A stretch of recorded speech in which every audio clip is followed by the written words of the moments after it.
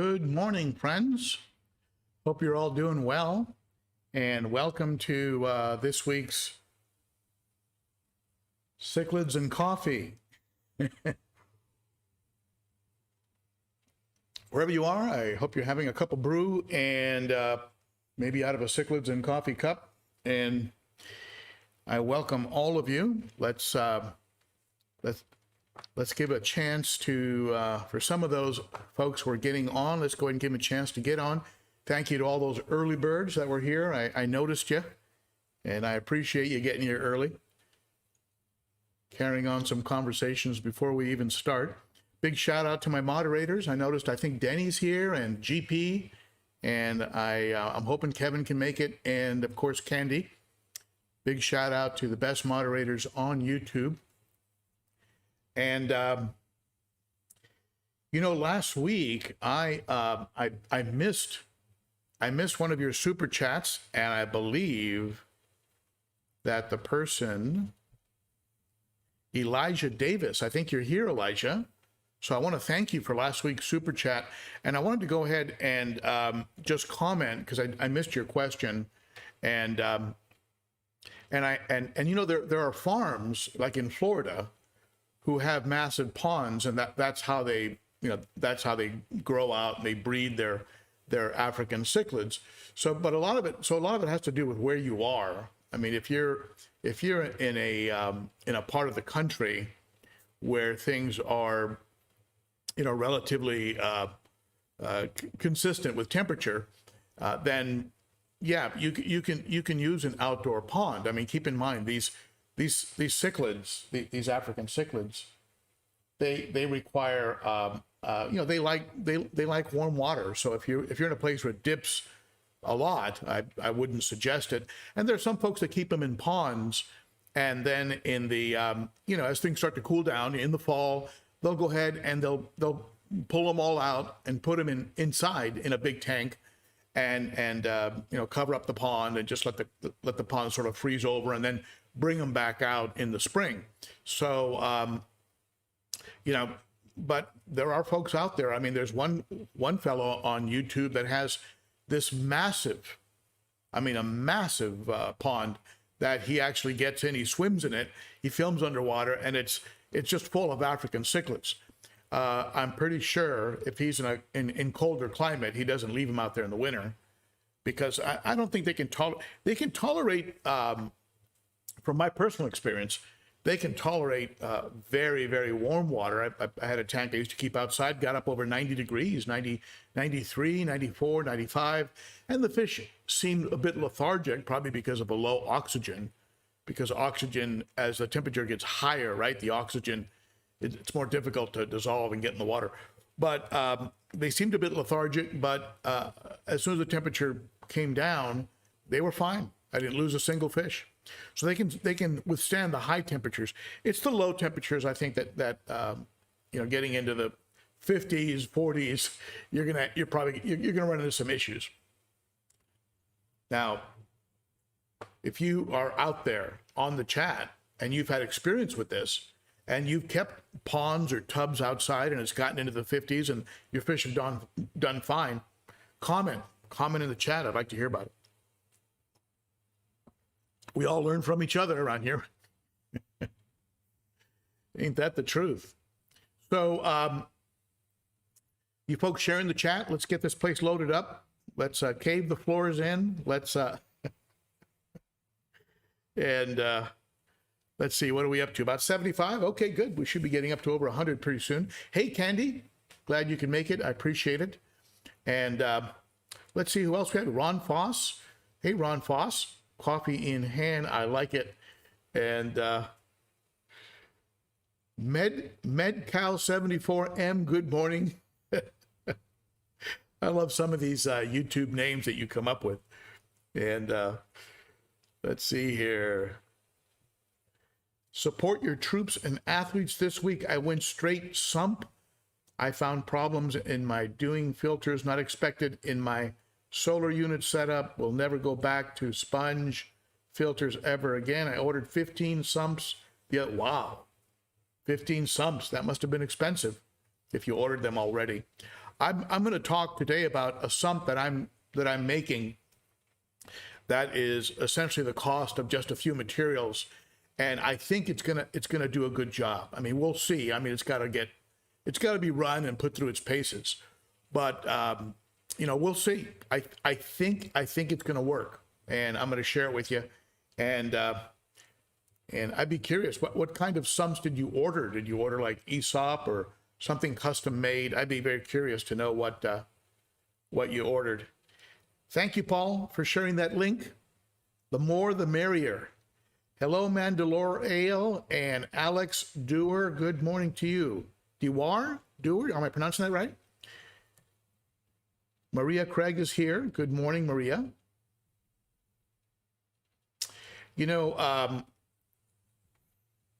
Filtration is just a topic that never gets old. Hello, Josh in Missouri. Good to see you.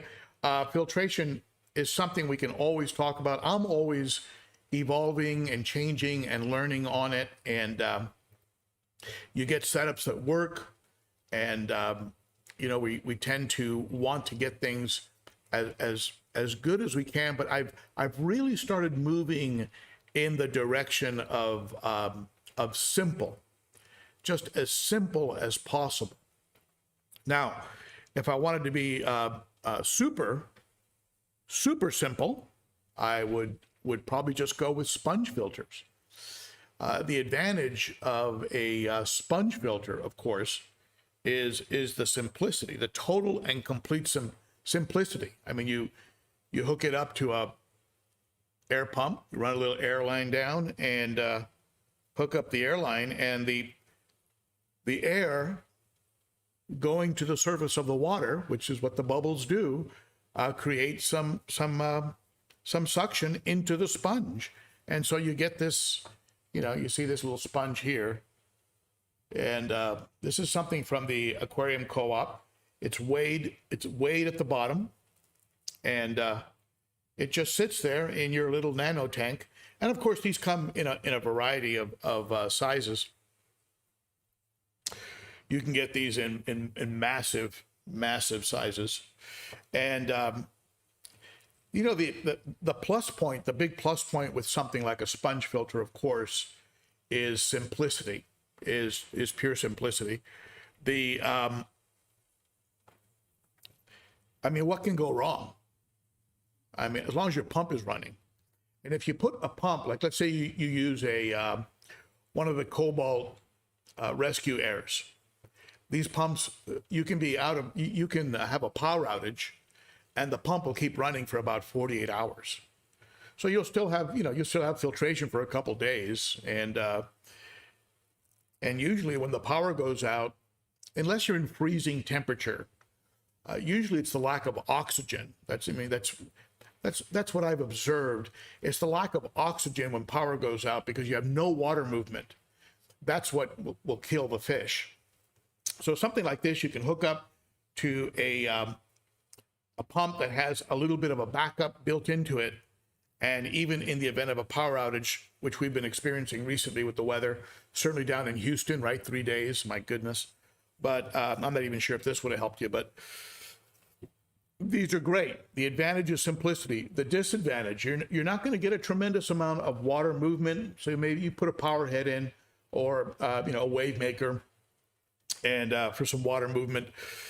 They take up space in the tank, so you have a bit of clutter in the tank, especially in a bigger tank where you need a larger unit. You're going to have some clutter. It's going to be this large, and if it's doing its job, this large and very messy looking thing sitting in the middle of the tank. Now, I want to get your opinion, because I've heard people say that you should leave the sponges alone. Just let them get as dirty as imaginable, and that's good. That the gunk that is in the sponge is great, beneficial bacteria, and you've got some good stuff going on. Leave it alone. Leave the sponge alone. I've heard other people say that you should pull them out every few weeks, and squeeze them in tank water, put them back in. So you have different schools of thought. One thing I love about sponges is that you're not going to be wasting food that gets sucked into your filters. The food is going to either settle on the bottom or it's going to settle on the sponge, and your fish are going to come over and peck at it. And so you're not going to be wasting the food that gets sucked into your hang-on back or into your canister or down into your sump, and it's just going to rot down there and be a source of nitrates, ammonia and nitrates. So there are some big advantages. Very easy to work on.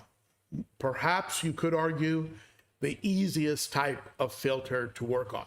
You simply reach in, pull it out, squeeze a couple times, put it back in, done, probably in about as much time as it took me to describe it to you. So simplicity of maintenance. So the only downside really is, the only downside is how powerful of a suction are you going to get? Because it's only going to be as powerful as the amount of filtration. And once it starts clogging, of course, the amount of suction and ability to attach detritus is probably going to get reduced considerably once you get a little bit of waste on it. So, and the eyesore, the fact that it's sitting in your tank, those are probably the downside. Upside, simplicity, very inexpensive when compared to other filtration options, and simplicity of use, and the fact that you're not going to be wasting a lot of food in because food will settle on it, and then that will get eaten. You'll see plecos attached to it, you'll see little plecos under it, on it, and so there's a lot of plus points to these kind of sponges. And now you can have best of both worlds by using what's called a sponge pre-filter,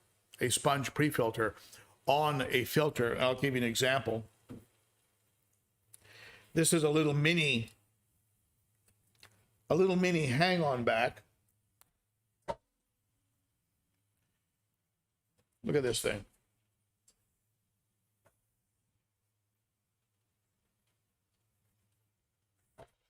Just a little teeny, perfect for, I don't know, maybe a 5-gallon, a little nano tank. This is an extension tube here. And this intake, it provides you, I think it's it's a Chinese company. Sizzle, I think I've got them on my Amazon store. But it comes with this little pre-filter. So you put this on, and you can add a pre-filter to any kind of filter, really, and you can buy them. You can find them on eBay, at Aquarium Co-op. You can custom cut them yourself from pieces of sponge. So now you would have sort of best of all worlds. You'd have the advantages of a sponge filter. Food isn't going to get through this thing, and so now the fish will come along and they'll peck the food off of it. And that's going to keep the sponge that you have inside here. You would insert a little sponge in here, and that sponge is going to stay cleaner and longer between servicing because you have this on it. And adjustable flow. It's like dealing with a little toy.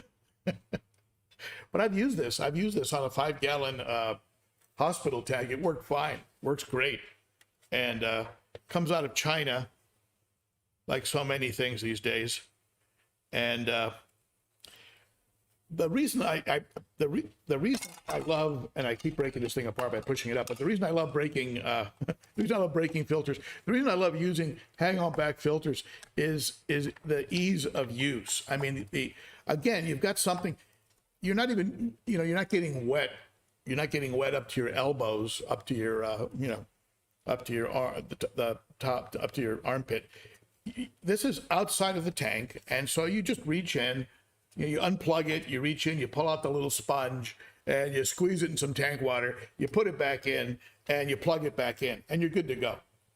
And it's not that much harder to work on my Marineland Emperors that are on these tanks here. I got 2 Emperor 400s, and I unplug them, pull out the filters, and rinse them in tank water or replace them, and I'm good to go. I mean, it's very fast. Hang on back filters also, like sponge filters. I mean, sponge filters give you surface breakup.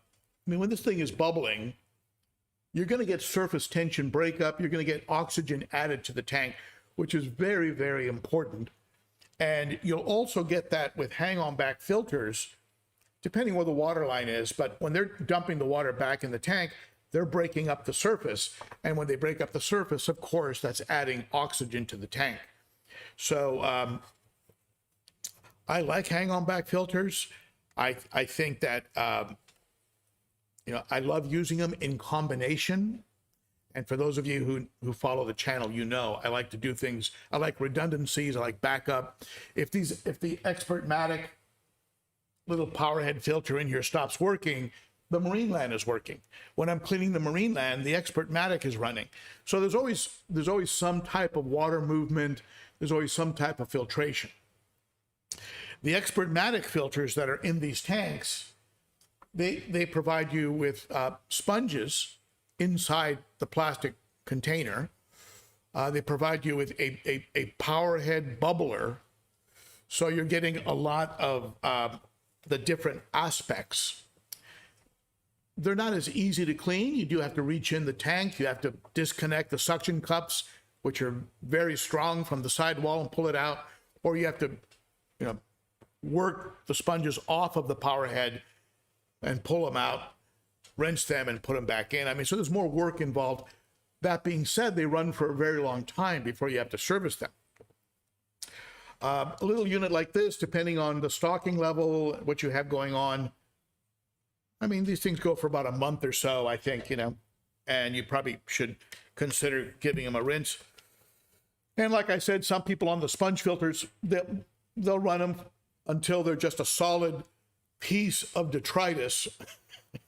Can't even tell they're a sponge anymore. And the funny thing is, you go into aquarium stores and they have sponge filters, and the things are just a solid piece of waste. The fish all look happy. The fish all, they look okay. So I do think we obsess probably more than we should about these things. But I did a survey on YouTube, and it was here's the results. Here are the results of the survey, and you can see here sponge came out at about 18%. And the people who answered the survey, I mean, the sponge folks were very hardcore. It was like sponges, sponge for life, and they were really hardcore on sponges. And some came in next to last. I mean, probably because it really has a specific application, more for your larger tanks, your higher end tanks. I love Sumps. I think they're kind of the king of filters, but 13% under gravel. I thought I'd throw under gravel in there, kind of an old school, but even in the survey, even in the comments, I mean, someone said, yeah, been using under gravel for 30 years, 40 years. We'll keep doing so. I mean, it pulls the detritus down, feeds the plants. I mean, there's something to be said for that. Number one, and hang on back came in at 22%, and canister, double second place. I mean, canister came in far and away. Now, I don't know if that's because of the particular group that my channel happens to appeal to. Maybe they're very much a canister crowd, if you will. But canisters came in far and away ahead. And I like canisters. I mean, behind me here, I have a, if you can see it, let me see here. Behind me, I'll just tilt this a little bit. There's an FX6 that I'm going to be setting up right over my shoulder there. And the advantages of canisters, of course, is they can run and run and run and run. And some people, I've read comments from folks that they've let their canister run for a year. 6 months is pretty common. And 3 months was sort of my regimen, was sort of 3 to 4 months. And especially if you're using a pre-filter. If you're putting a pre-filter, like I mentioned earlier, if you're taking a sponge and putting it over the intake of your canister, and again, you can buy these, you can custom cut them out of a piece of sponge. You can buy them from Aquarium Co-op. You can get them from different places. If you do that, it'll extend the time between canister maintenance. Because if you talk to canister owners, the thing that they dislike the most is the amount of time and work in having to clean or service a canister filter. And with an FX6, you got to turn off the valves. You have to undo all of the top. The top of it is it's a pretty big project.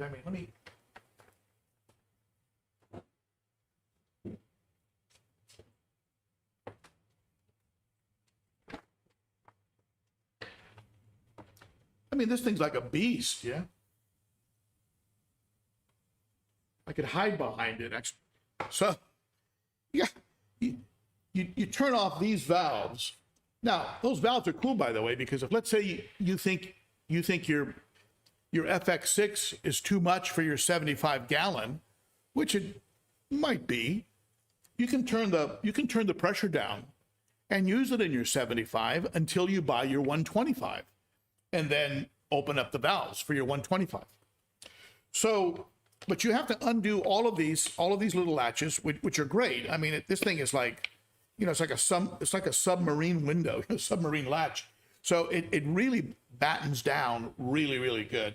And you've got some carrying handles on here, but when it's full of water and it's underneath a cabinet, it's really hard to move. It's clunky. And so the reason I went with pre-filters, and for a while I was using pinky floss on the top of it because I wanted to sort of pre-filter and then pre-filter again. So I was sort of double pre-filtering. And then what I would do is I would just open the top up and slide out that piece of pinky and then put another piece of pinky filter floss on the top of it. And that would avoid me having to actually do a full and complete maintenance on it. But see here, these things are they're beasts, they're battleships, and I'm just sort of stuck here on the cord. Now, they set it up inside, so it's almost impossible to put it back together incorrectly because you just can't really. And it all fits together correctly. The complaint I hear about this particular unit is that the baskets are not that, they're just not, they don't hold that much. There are 3 of these, and these are relatively small baskets. And so that's a common complaint I hear from people with FX6s. You have a tremendous amount of sponge on the outside. Like every canister, you have to know how the water flows before you set it up. On an FX6, it flows around these sponges on the outside and then cascades down the middle. So you've got your core sponges. Then you could put maybe a medium sponge on the top, maybe even a piece of pinky like I do. Then you can add your bio, and then at the bottom, if you're using chemical filtration, you can do that at the bottom. But this is a big tub. I don't know, what is this? 5 gallons, 10 gallons? I don't know. But it's a big tub, and moving it is a pain. If you have back problems or something, you should probably figure out a way to utilize the purge valve, which is down here. You have a purge valve, and try and empty it. You attach a hose to this and run the hose like out your door or something, and then open up your purge valve, and that will actually drain the canister, you know, shut off the, of course, shut off the valves and disconnect them so that air can get into the unit, and then the purge valve will purge out your water. From time to time, you do have to take this entire motor off. You have to take this motor off, which is just six screws. You pull it off to clean the impeller. The impeller is massive. You know, you could run a small boat with the impeller. So probably not. I'm just... Now you compare that to a Sun. A Sun has a lot more basket, a lot more basket. A Sun runs a bit differently. I have one over there, but the Sun runs the water down to the bottom, and then the pump, the motor's on the top, and it pulls the water up through the media. So you'd have your coarse sponge at the bottom, your medium sponge above that, your fine sponge, and then your bio, so that the cleanest water possibly, the cleanest possible water is running over your bio. Your bio doesn't. The problem with biological, with the bio that we buy commercially, whether you're talking Marine Pure, Biohome, Matrix, Lava Rock, pumice from the garden store, maybe even I guess to some degree even sponges and scrubbies, is that they can become blocked. They get blocked by just loam and gunk. And so what you want is you want the cleanest water possible running over your biomedia. And so you want to put that coarse filter to grab the big pieces, medium to grab the medium pieces, and then finally fine to really polish the water, and then have it run over your bio. Now, I happen to prefer, if I ever use chemical, I haven't been using chemical for a long time, but if I have anything like activated charcoal or Pyrogen or ChemiPure or anything like that, that'll be the last thing that water will hit before it goes back to the tank. Only because I've just read from time to time, and sometimes from Richard the Pond Guru, you know, you shouldn't run that stuff over the bio, because it can actually inhibit the bio's ability to do what it's supposed to do, the biomedia. So, so that's the way I sort of line up. Now, all that being said, I still think that the king of filters is your Sump, because you're getting that added water volume. And you can see behind me here, right there. That's a 29, there's a 29-gallon tank way back, and that's where the Eureka Red is. But this tank here, let's see if I can focus on it and go in on it without losing it entirely. So if you can see that tank, at least the bottom 2/3 of it, because of the way the tripod is set up. But what I have in there is the simplest imaginable setup. There's a piece of hard mesh, and from bulk BRS, bulk reef supply. Look at how coarse that is. It's going to catch, you know, a piece of plant that gets in or whatever. Then behind that is a high quality matten sponge, 3 inches thick. This much thicker than this. Just as an example, it's sitting after that, and then a fine piece of that mesh. And the reason I have the mesh is because it's stiff, and so that it's going to stand up. It's going to stand up like a baffle. So I don't need baffles in my Sump. These are my baffles. These two things, this and this, those are my baffles. So this is standing in the Sump. This is probably twice as thick, that middle, and it's a medium matten sponge from Swiss Tropicals. And so what's going to happen now is imagine a hang-on back filter, okay? Imagine a hang-on back filter. Let me go ahead and pull this back. So imagine a hang-on back filter.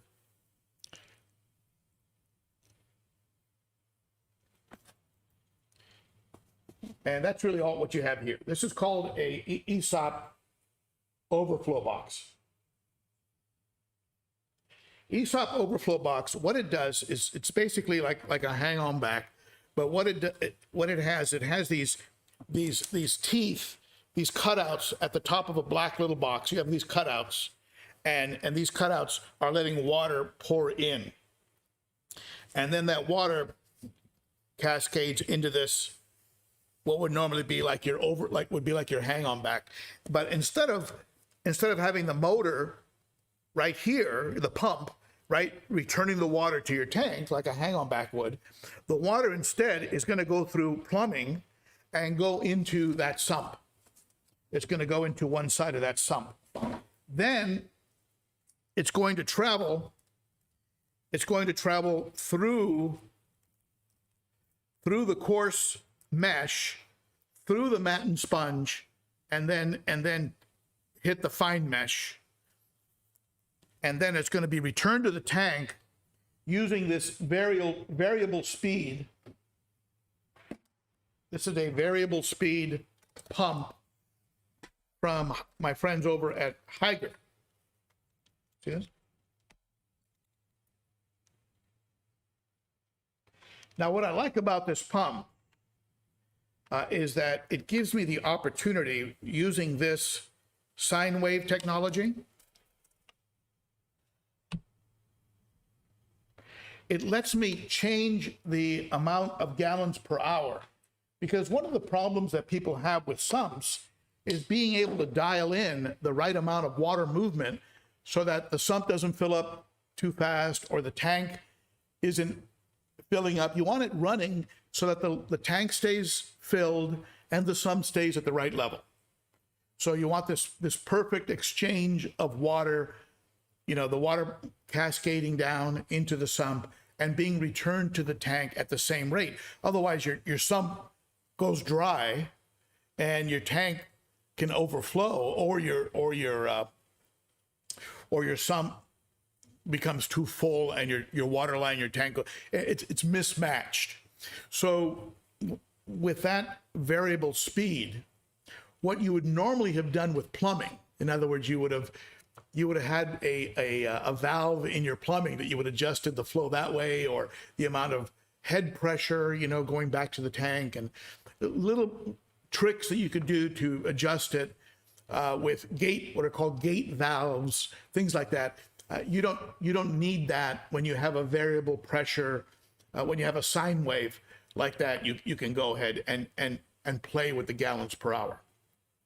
Doesn't mean you're not going to need a valve here and there, but that's the way I'm pretty sure I'm going to set up the 90 with that simple sump that the water comes down, goes into what's called a sock, a sock that gives it a first level of filtration, goes through the mesh, you know, through that hard mesh that's serving as a baffle, and then the pump taking it back to the tank. That's going to be the filtration of the 90-gallon rimless tank that I'm going to be setting up. So the advantages of a sump, you know what they are. Added water volume, so you get more dilution, a lot more dilution. So, right, the solution to pollution, dilution. So your 0.01, 0.05 level of ammonia becomes 0.0001 because you've added another 20 gallons of water in the sump, and so you're diluting it more. Anything in the tank that could possibly be a pollutant is gonna be impacted in a good way by having that extra water volume.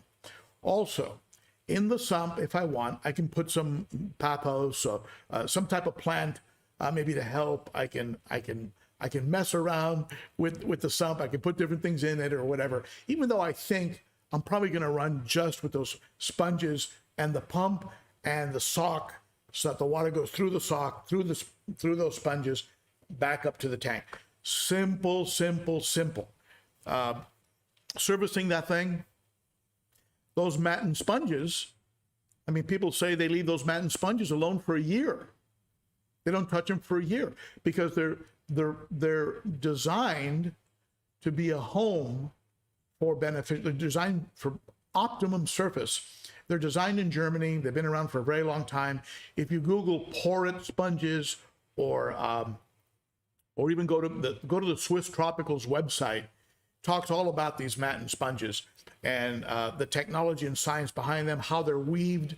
They're designed to provide optimum flow, optimum surface area. So I conceivably could leave that sump alone for a year, not even touch it, and be okay once it gets running and seasoned. And in the meantime, I'll have a lot of substrate, and I'll have other places where bacteria will be growing.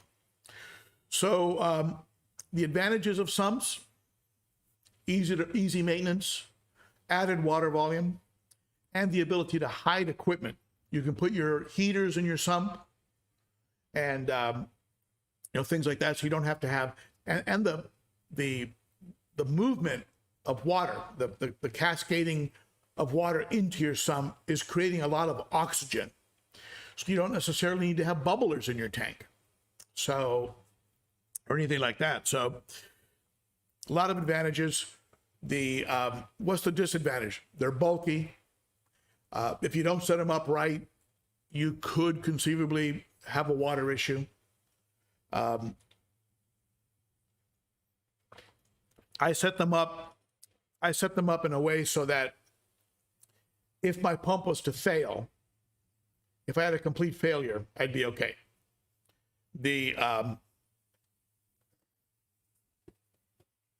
And by that, what I mean is the turn off the heater, don't need it. The tank is only going to drain down to the bottom of the cutouts in the overflow box. Right, you see these cutouts here. That's about an inch, maybe an inch of water. So an inch of water of the tank, and that's it. It can't drain beyond that. At that point, the siphon breaks. There's no water to go down. Okay, so so you're not going to flood. You're not going to flood. Your sump under the tank is only going to be half full. So when it's running, maybe 2/3. But if you lose an inch out of your 90 gallon or an inch out of your 125, you're not going to overflow your sump. That's part of setting it up. Okay, so let me answer your questions. I've been just rambling on and on. I haven't even officially I haven't even started the live stream. Let's do the logo.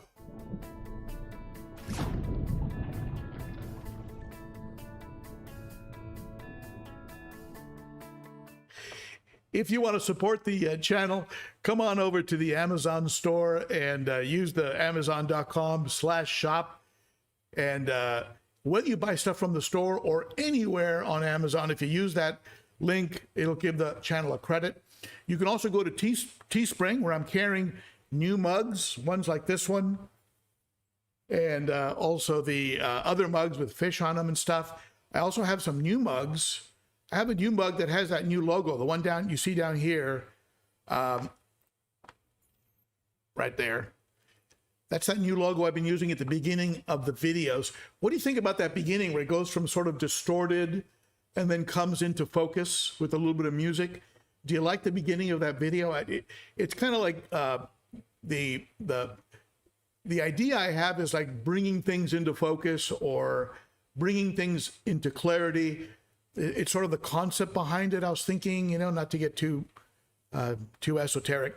Also, a big shout out to the Shack, the Cichlids Shack, who is really kind of a sponsor of the channel. They helped me out, and James has been a friend of the channel. Use Shack Attack 10. Shack Attack 10, you'll get a 10% discount. Doesn't have to be on fish. It can be on anything. Food, Extreme. He sells Extreme, great food. Anyway, so just thought I'd throw that in there. And we can officially, now that I'm almost done with all I had to say, we can start the live stream.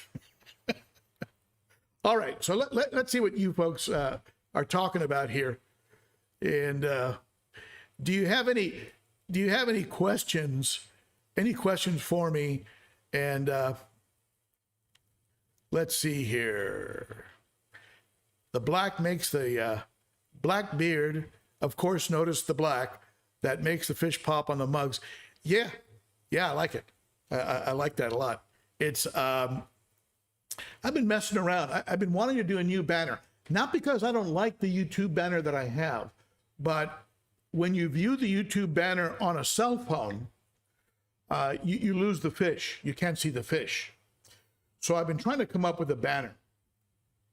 If you're good with that kind of stuff, and you can turn that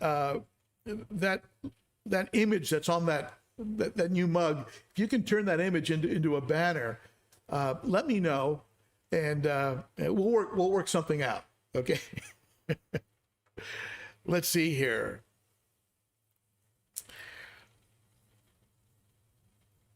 Paul McCartney, I like the new logo at the beginning of videos. Looks good. Good. Thank you. I just throw it out there, and I hope people like it. I've also been messing around with, with special effects. I had that one video where I was doing a lot of close-ups, and I think Kevin Green said that I scared him, or I was going to become part of his nightmare or something. Anyway.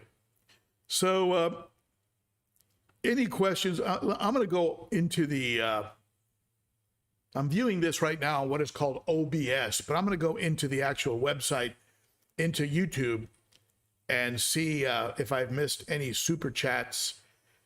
Super chats are just a way you can support the channel, and by throwing a little cash. Let me see.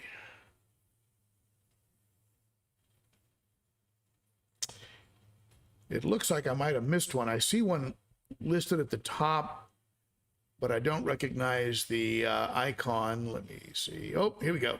Leo. Hey, Leo. Thank you, buddy. Thank you for that super chat. Ben, want to do that for my 125. What size sump? All the other stuff. I'm going to do a complete video. I mean, first, let me get it running and dialed in, because I don't want to give you advice that then doesn't work. It's a 29-gallon tank. I got three big pieces of mesh from Bulk Reef Supply that I custom cut. And you want to cut them about a ½ inch, quarter inch larger than the tank so that they have pressure. That way they stand rigid and stiff on each side. And in the middle, I just put a custom cut matten sponge from Swiss Tropicals. So basically it's like giving me baffles without needing baffles. And so I'll do a complete A to Z video on hooking it up, getting it running, dialing it in, whether or not I needed to use valves. I'm going to have one-way valves on the return. I'm going to have a one-way valve so I don't never get a back siphon. And so it's going to be so simple compared to what you normally have to do for a sump. So I'll definitely provide you with all the steps. But thank you for that, Leo. Thank you for that super chat. Alex comes through with a super chat. Thank you, Alex. Love your live streams, Ben. What is your favorite lights that you use, and what are you going to use on your new 90? The 90 being a weird size. Remember, the 90 was cut originally for that piece of furniture behind me. And so it was custom made for that. Then when I got it, one of those duh moments, I didn't like the stability of the furniture. When I really started looking at how much weight, 1,000 pounds between the tank, the substrate, right, the water, 1,000 pounds. I just didn't trust that piece of furniture. So I have an odd size, so I may have to hang something from the ceiling. I have a light fixture that I got from Nolan's Aquarium in California. I might hang that. Maybe paint it black, because right now it's white. It looks kind of industrial. I am using right now, I'm using Beams Work. Loving the Beams Work. They've been very reliable. But I'll tell you something. I've been really, really impressed with the Haiger lights, the very thin profile. I posted a video a couple weeks ago where I reviewed 3 of their products. 2 of them were strong, 1 was not, but the lights were very strong. Very thin, razor thin, polished aluminum, hardwired. They don't have the plug-in jack at the top so that you can get corrosion in there. It's hardwired. The plug-in jack is down low. So I like the Haiger lights. So I would say it's Hygger, Haiger. Check them out. I think their lights are fairly well priced, full spectrum. They have different types, full spectrum, or you can get other types if you don't want full spectrum. But that being said, I've been very happy with Beams Work. These are Beams Work lights. And, their profile it's a little bit arched on the top, so it's not a razor thin profile, but it's a good light. They run trouble-free, and cost-wise, they're very, very they're very affordable lights. Remco comes in. Thank you, Remco. Appreciate that. Ben, you used chemical and left it out after a year. I'm curious why not on your new tanks. Purigen and CPB cost me for. I've really, again, I've just gone. I've gone real simple, and maybe you could maybe simple-minded, but but very simple. And so I've tried to bring around these tanks without using anything. And look at these tanks. If you look at the water clarity, and pardon my hand, but look at the water clarity. And usually with a new tank, you would get a new tank syndrome, what they call a new tank syndrome. And I didn't experience any of that. Again, pardon my hand. What I had basically was I used the product from Fritz, and I used it according to label, and I did water changes, and it's. I never had didn't have the algae bloom, didn't have the fogginess. And so, you know what? I didn't have the particulates in the water that that would usually encourage me to put something like Purigen in. I never saw that. Now, yeah, it's got a big hang on back. That's a big hang on back, that marine land. And the fish have knocked the thermometer off again. By the way, when you have cichlids, it's a good idea to put 2 suction cups on your thermometers because they bang into them. And if you break a glass thermometer in a tank, you're in for a lot of difficulty. So I'm going to pick up an extra suction cups. Now, I don't really need those thermometers. They're kind of a backup because I have these up here that are insanely accurate, very accurate. I check them against a digital thermometer. They're always right on the money. Anyway, maybe I'll just pull those thermometers out. But anyway, back to where I was. There was definitely a lot of filtration going on. And between the sponge filters of the Expert Matic filters, Powerhead filters, and the marine land. So maybe that was cleaning all the particulates out. But this is called a Phoenix. Look at the blaze on that guy. Anyway, so not sure if you can even see it. I probably have the chat still up here. Let me get the chat off. I'm asking you to see something, you can't even see it. So there we go. All right, here's the Phoenix. Hey, buddy. Anyway, so let's go back here and look at the. So at any rate, I was able to skip chemical filtration. I'm trying to, again, Simple is the key word for everything I'm doing. And I'm sort of winding it down to as simple as possible. And if I can save the cost, if I can save on the cost of chemical filtration, all the better, because you're right, it's not cheap. All right. I think I've caught up on Super Chats.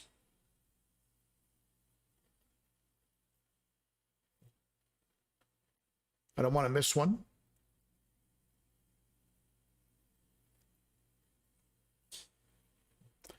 Jamie St. Amand, Ben Ochart, you taught me to put my heaters nice and low so my fish don't freak out during water changes. Yeah, the ones in this tank are horizontal. They're near the bottom and horizontal. You know, I actually got that idea when I was keeping discus, because they warned that if it was upright, they would try and lay the eggs on the heater and then they would damage their reproductive area. And so I started putting them horizontal, and then I realized, well, wait a minute. When I have them that way, I don't need to do anything to my heaters when I do water changes. So it was great. So that's the way I've been doing it. I've been using them horizontal. When I put in the, if I start using that heater from Higer, that 500 watt, that's about this big, I may just put it real low, but leave it up and down, and nobody's gonna lay eggs on it because it has that mesh screen on top of it. So it's not the smooth surface that a fish would like to lay eggs on. So it's not going to be an issue. Let's see here.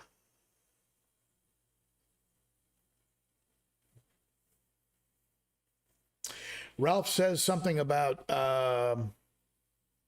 no melt. Maybe somebody was talking about how there's an idea that floats around about how the UV light in a sun filter will melt the baskets. Now, I didn't find that to be the case for me, but I would only run the UV light on weekends. I imagine if you run it 24/7, you're probably going to get some degradation or some wear on the area that surrounds the UV light. That UV light is really just for water clarity purposes. It doesn't really kill viruses or bacterias or do the things that a UV twist that runs water very slowly past a higher wattage, like a 25 watt UV light that is on a twist. That's going to do what a UV light can do. It's going to kill viruses and spores and bad stuff. But you don't want, but you don't count on a UV light inside of a canister to do that kind of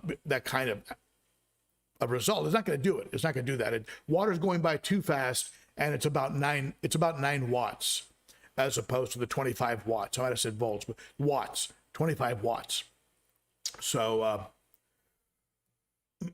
if that's what you were talking about there. So let me see. Let me pick up some of your questions here. The valve on my water change fill from faucet line broke today. Now, you know, this is from Mandalorial. Mandalorial, you can just buy that piece on YouTube, or I'm sorry, not on YouTube, but on Amazon or eBay. You can buy the different pieces and attach them. As a matter of fact, I'm using currently the Aquarium faucet connector part onto a Python.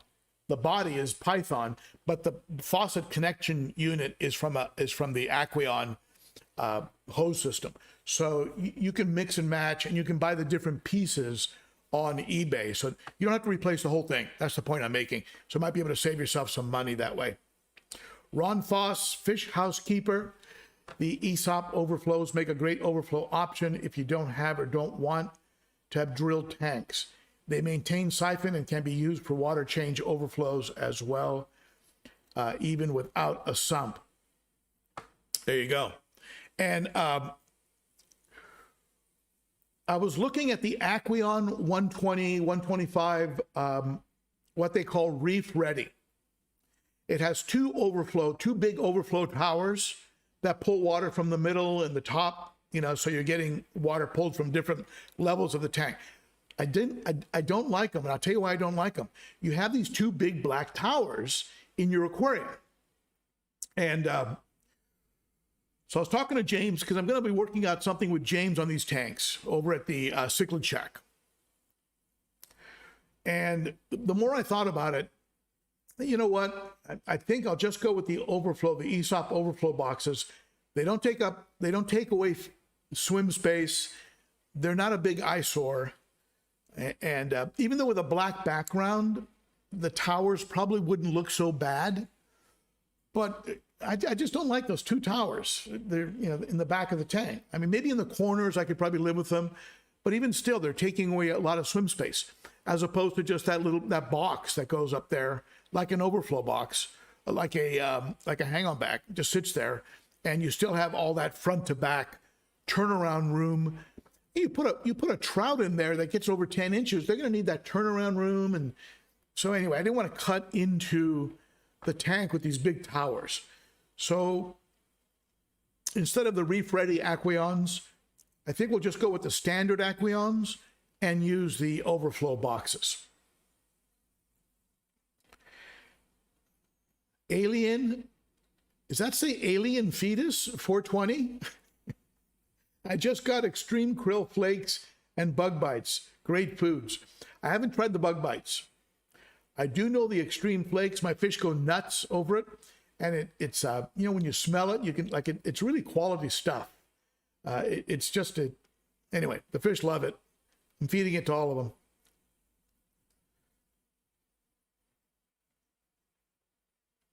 Let's see here. Jamie, I see my fish on my cell phone.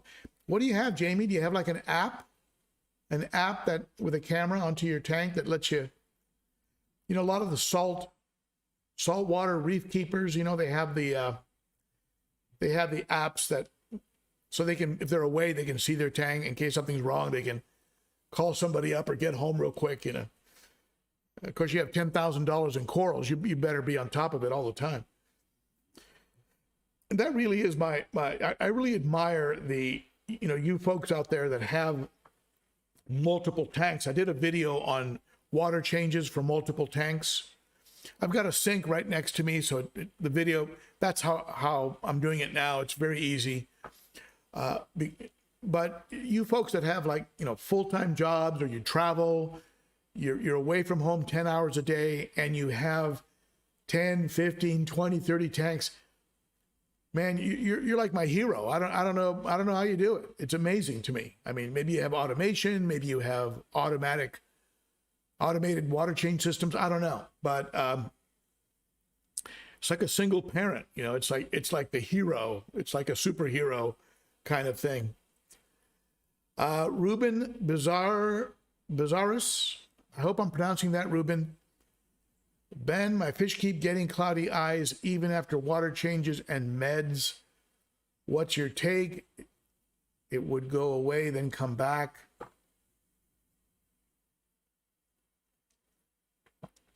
I had a bout of that in my tank.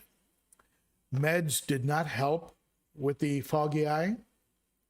I didn't find that it helped. I was using a Marison Plus product.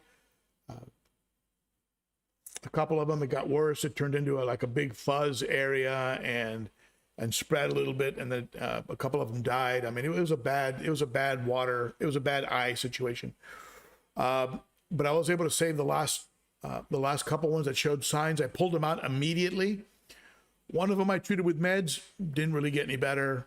Didn't get worse, but didn't get better. The other one, I was doing big water changes, 70% water changes every other day. And it worked. The water changes worked.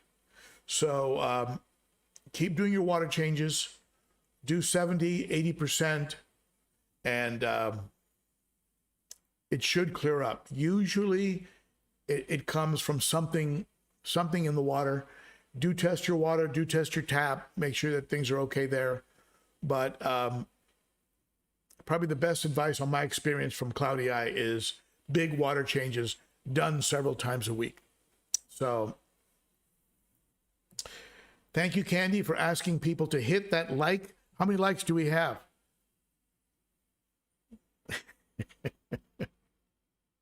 All right. So Doug M, I will be drilling my 120 after it gets shut down next month. My 290 and 93 cube both drilled and on sumps. Yeah, I mean, if you can drill them, I mean, that is the best. That is the best of the best. I mean, it's the way to go.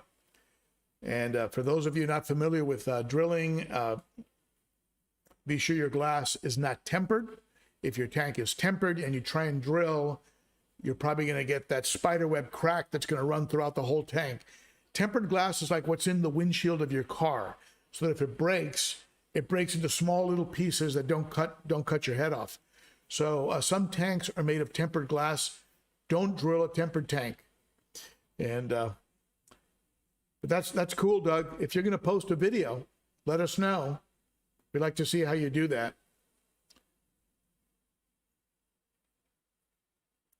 Ralph, comforting on the Sun. Simple design, very effective. I've had no complaints about Sun canisters. Some people like to rag on them. Some people have had leaks.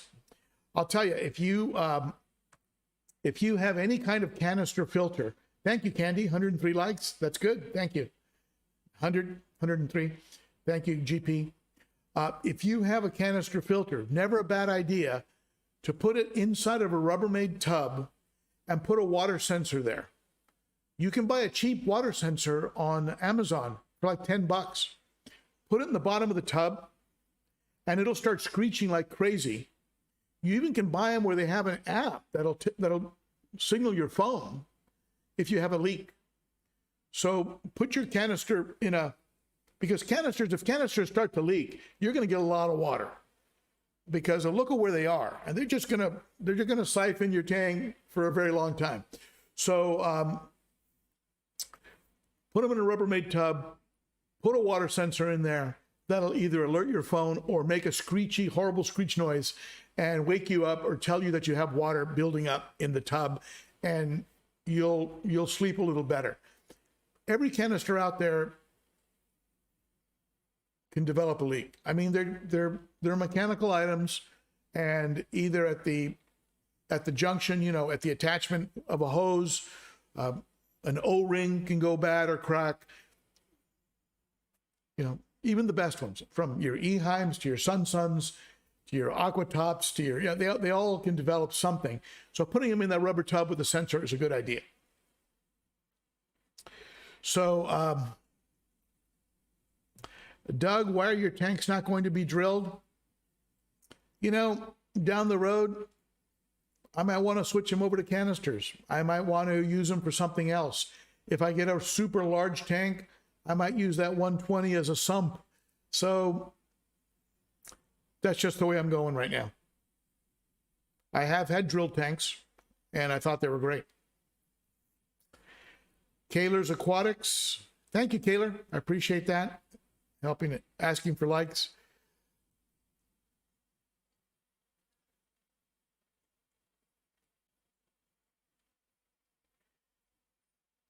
Mandalore Ale, valve system is homemade. If you're willing to DIY your plumbing, you can save a lot of money. The plumbing options that you can find at places like Bulk Reef Supply, Saltwater, I think is it Saltwater? There's another website. Anyway, the plumbing pieces you buy there and also at fish shops can be very expensive. So if you can do some of it with Home Depot parts, you're good. The only thing I'd recommend is if you're going to go hard plumbing, definitely use those union valves. They have things called unions, so that at any point you can separate things easily. They're called unions. If you're going to do a project, look for unions. Is it possible to have too much UV filtration? I have 72 watts on my 130. I don't know. I mean, I don't know. If they kill bacteria, and people could say, well, wait a minute, you're killing the bacteria in the water column, but the water column bacteria is not really that significant. It's the bacteria living on your decor, substrate, on your media. So I wouldn't worry about that. I don't know. I mean, how about too much filtration in general? Can you overfilter a tank? I mean, look, you're going to get a tank to the level of water clarity that it can get to, And then if you add more filters on top of that, I mean, what are you accomplishing? More water movement, more water volume, I guess. You're consuming more electricity. You're creating more maintenance for yourself. You're only going to get the amount of beneficial bacteria that the amount of waste that your fish are producing, that the feeding and waste production can feed. So you're going to have beneficial bacteria on your decor substrate and in your filters for 2 filters or for 10 filters spread out. So you're only going to have a certain amount of beneficial bacteria. You're not going to get more beneficial bacteria by adding more filters, because the waste production is the waste production. Now, if you're going to be stocking, you're going to be adding more fish, you'll have the room and the capacity to accommodate far more beneficial bacteria growth, I guess, assuming that you max out what you already have in the tank. Is it possible for me to max out 3 to 4 inches of substrate as a home for beneficial bacteria? Probably not. I'd probably have to have 50 fish in here before I, add it gradually and over time before, I mean, I don't know. So can you overfilter? That's the question. Can you overfilter? What do you think about that? Can you put too much filtration on a tank? Can you reach a point where you have the water clarity that is possible? Your bacteria is living fine in the area that you've provided, and you add 2 more canisters. Is that necessary, or are you just creating more maintenance and more chance of something going wrong, more potential leaks, more potential malfunctions, more time and more wattage, more energy consumption? What do you think? Do you think you can overfilter? I think you can. I think you can go overboard. And if you can dial it in so that, okay, look, I'm happy with the water clarity I have. My fish are healthy, so I must have good, my water's testing out fine. So I have the right amount of beneficial bacteria. Now, if I was going to add 20 fish to this tank, I don't know. I mean, add them gradually. Now, if I was to add 50 fish, maybe another canister would be in, or another hang on back, or maybe a sump is in order. But still, I don't know. Can you max out 3 to 4 inches of, I mean, how much bacteria can grow in that substrate? Enough to support 50, 60 fish? That's just the substrate. I'm not talking about the sponges that are in the filters. So anyway, what do you think? Can you overfilter? I don't think, maybe we're wording it wrong. Maybe you can't overfilter, but you can filter enough. And then you can maybe unnecessarily filter. Or maybe overkill. Just like overstock. Can you overstock a cichlid tank? You can well stock it. I like to call it well stocking, appropriate stocking. Anyway, word games. So let's see here. Where are we? I'm already over my hour.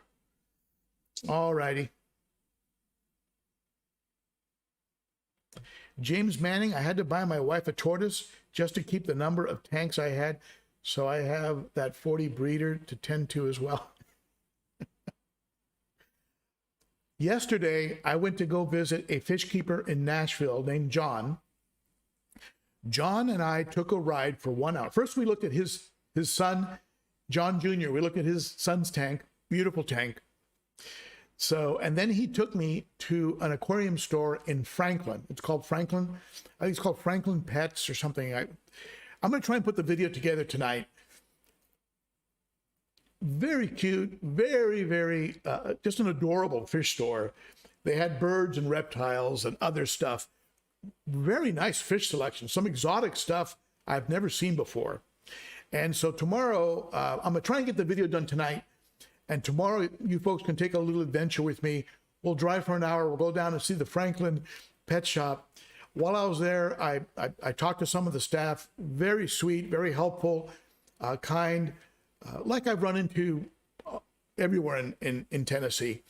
Ran into a fish keeper, and just a real nice guy who has a farm way out of nowhere. He's breeding Arabian horses, walks up to me in the fish store, and just goes on and on about how long he's been watching my channel. It was just so much fun to talk to this guy, and I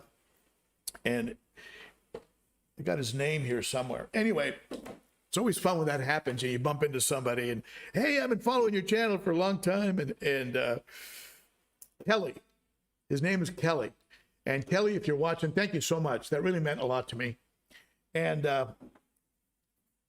if anyone that's done a super chat today would like some stickers, I have the new logo. This is the light fixture that's being made for me by Vinny, who I hope, I think he's shipping it out this week. And if you'd like some stickers, send me your email, ben.o.cichlid, and I'll get you some stickers. You'll notice I'm wearing the Super Cichlids t-shirt today. I want to give Super Cichlids a big shout out. What Super Cichlids does is they sponsor the banner. You can see the banner here. This is the March banner for the Ben O. Cichlid Facebook group, and this is the April banner.